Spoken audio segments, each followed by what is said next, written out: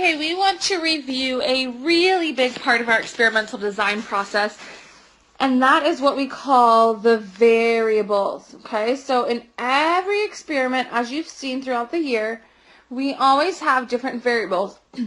What we change and then what we keep the same.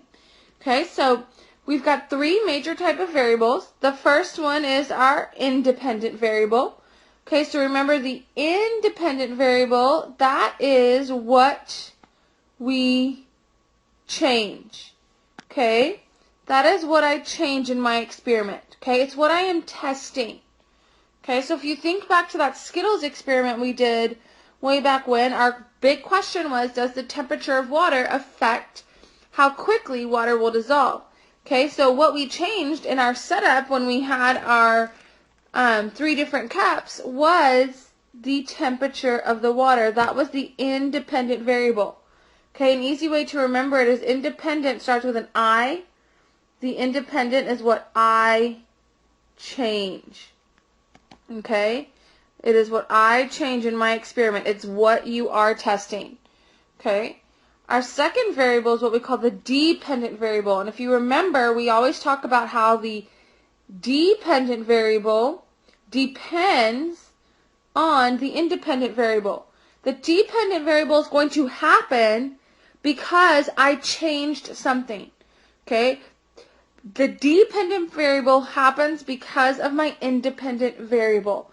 It is what the result of my experiment is going to be. It's what I'm going to measure and what I'm going to record as my data. That is our dependent variable. So for example, in that same Skittles experiment, we changed the temperature of water. Therefore, the time it took for it dissolved depended on the temperature of the water. So our dependent variable is what we record, what we measure, what we look for as the result. Okay? That's our dependent variable. And then the last variable, that's the easy one, the control. That's just everything that stays the same.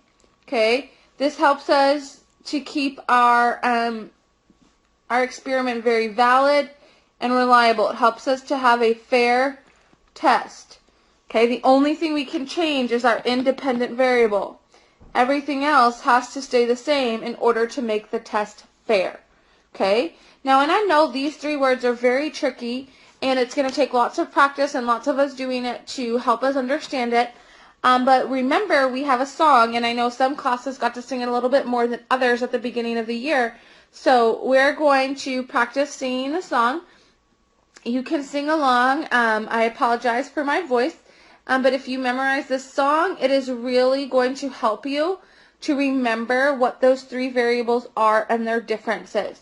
Okay, and it's to the tune of If You're Happy and You Know It. So let's go ahead and sing along. 1, 2, 3. Independent variables are ones you change. Independent variables are ones you change. Dependent ones you measure. Get it wrong, you feel displeasure. Independent variables are ones you change. Independent variables go on the x-axis. Independent variables go on the x-axis.